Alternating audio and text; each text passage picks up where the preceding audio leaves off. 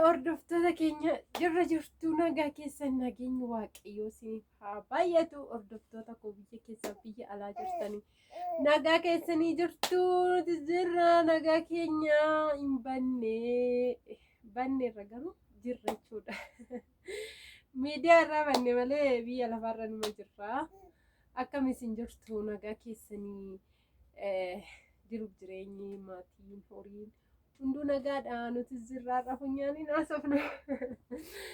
Akkam isin jirtu nagaa keessanii xiqqoo bannee jirra. Gidduu kana xiqqoo bannee jirra jechuudha. Maaliif anas xiqqoo taa'ee qabee kun akkuma argitanii ajjaa hojjetaan jira jechuudha. Gola keessa jirraadha. Saaloonii miti. Garuu jamma garajaa biifeen mul'ata jechuudha. Garasii malee gola jirra jechuudha. Gola jirra.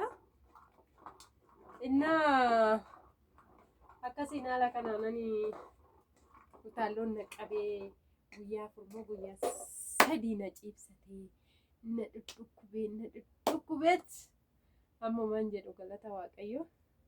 Rabbiraa kooti baay'ee sodaadhee ture. Rabbiraa nagaa gaafadhuume abbaa koo gaafa uume nagaa. Kunoo Rabbiraan akkuma argitan of jedhee taa'aa jira kana kaayetii tananii. Rabbiraan immoo asumaanii ji'a shanansaa dheengadda gaafa 13 qabate jechuudha. 4 fixee 5 qabateera. Nyaatallee nyaataa jira jechuudha Rabbiraani. Nyaata kennaafii jira jechuudha. Nyaanni nani kenneefi tokko lammiin dheengadda bitiif jedheeni jennaani kana biteef jechuudha. Seerfeemii kunoo inni kan biyya Arabaa keessaa biteefi kan biyya alaati jechuudha.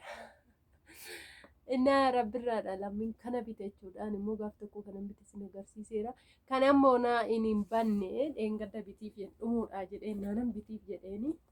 Kunoo kuni isheen kun birrii 200 jechuudha. Garuu baay'ee xiqqoodha. Guutuun seeyina baay'ee xiqqoodha. Rabbiraan baay'ee jaallatee jira jechuudha. Seerfeebii kana laachaafin jira. Ajjaallee kennaafin jira jechuudha. Kun akkuma argitanii isa sana isa kanaan dura sin agarsiise hin finne xiqqootu jirti. Isa kanallee hin banne hin ilaallinni kun garuu kan furuutiiti. Innaa amma isa kanas banee nan laala. Warri akka koo araasii qabdanii daa'ima akkas ji'a 4 ji'a 5 yoo guutee jedhee umayyuu rakkoon qabu ji'a 6 eeguun dirqama miti. Oma tokkoyyuu hin ta'anii isiniin jedha sumaanan kana dabarsa'ee tanan dhufe.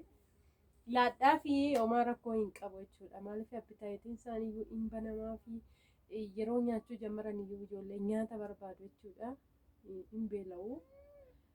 Jammarsiiftanii jennaan immoo gargar kutuun sirrii miti laachuufidha jechuudha. Anama Rabbirraadhaaf ganama maankaa tokko guyyaa maankaa tokko galgalas nan laadhaaf. Galgala osoo hin ta'in bakka yeroo sa'aatii 11 walakkaa 12 irbaata isaan laadhaaf jechuudha. Kana amma ammallee garuu maashinii juusii hin bitanne maashinii juusii hin qabu kan shunkurtiin qaba malee maashinii juusii bitee tananii ilaala jechaan jira.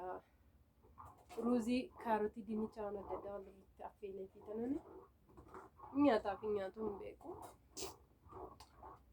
Innaa hin nyaata garuu Rabbirra. Innaa kana isiniin jedhaa hordoftoota koo akkam isin jirtu nagaadha miti nuti jirra nagaa keenya.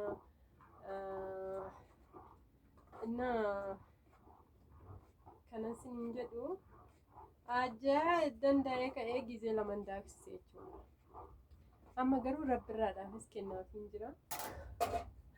Kunoo kubbaayyaa isaa argitanii ta'e kubbaayyaa isaa isin agarsiiseen ture. Kubbaayyaa ishii kanattan kennaafi gimmaasha jechuudha. As mudhii ishiitti nan kennaafi qorrisiiseeni dhugaa dubbachuudha. Ajjaallee baay'ee jaallata jechuudha mucaan koo. Goobaziidha dhugaa. Innaa ajjaallee hin dhugaa ilaamus kana argennan jechaa jira. Qodaa isaas bareera dhugaa waaqa dubbachuudhaaf. Kana waan itti kenne Rabbirraani afaan keessa keewwata. Innaa hin beeka bakka yeroo nani nyaata kennuuf kana gadi baase dassa jedha hin kolfa dhugaa waaqayyo.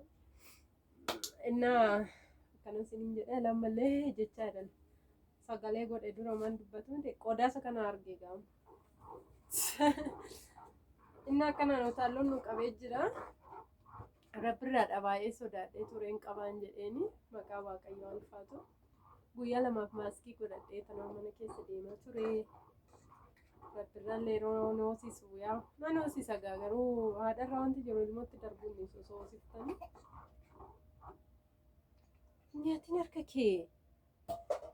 Innaa haala kana galata waaqayyoo rabbirraallee utaalloon hin qabneen jechuudha. Garuu numa itti uffata akkanattiin waaqayyoof galannaa ta'u nan dhimne jechuudha. Akkasitti dhukkubee maal baay'ee tokkummaa wanti inni xiffata malee wanti irraa dhukkubbiin argame tokko iyyuu hin jiru. Kana booda kan koollee hin darbu bishaateedha waan ta'eef. Innaa haala kanaaf bannee utaalloon nu qabee banneen isiniin jedha. Har'a gola keessa jirra. Biiffenni saalmoon immoo maggaarajaa jaanidheef mul'ata. Maggaarajaan banaadha. Innaa hordoftoota keenya kana isiniin jenna har'a gola keessa jirra. Mana ciisaa jirra isiniin jedha hordoftoota koo. Kottaa ajjaa dhugaayii. Ani kana isiniin jedhu yeroo biraan ergaa godhee isinii dabarsa garuu hiikooyi. Kunoo ani dhugaa waaqa dubbachuudhaaf ergan ta'ee ajjaa sidha laman daaksisee inuman dhugaa ajjaa uummanni walirraa kutee hin beeku. Amman daaksifadhu torban tokko bulii 5 waan akkasii taa'e malee amma ammatti ajjaa inuman dhugaa jira. Garuu dugdi koo baay'ee tokko na dhukkuba jechuudha.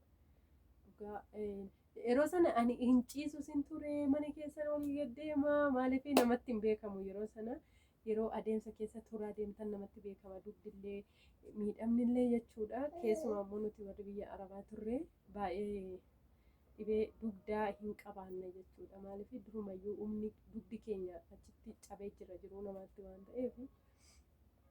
Innaa yeroo biraan isinitti himamesti warra akka koo dhibee dugdaatiin rakkachaa jirtan jirtu dugdi keessan kan isin dhukkubaa jiru jirtu warra ganaa deessaniif illee isinittani makaataasa jechuudha.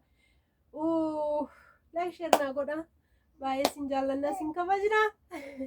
Baay'een kaare dhugaa dubbachuudha rabbirrallee dhungadhee hin beeku jechuudha. Jaab talloon na qabe garuu yaabunumaan bira taa'a. Akkanatti siqee hin dhungadhu jechuudha. Na yaadaani waaqa. Innaa akkasiin ajjaas dhugaa jirra. Ajjaa durumayyuu nan dhugaa yaa uumamuu talloon na qabee jechuudha. Ajjaan kiiloon tokko birrii 160 dhugaa waaqa.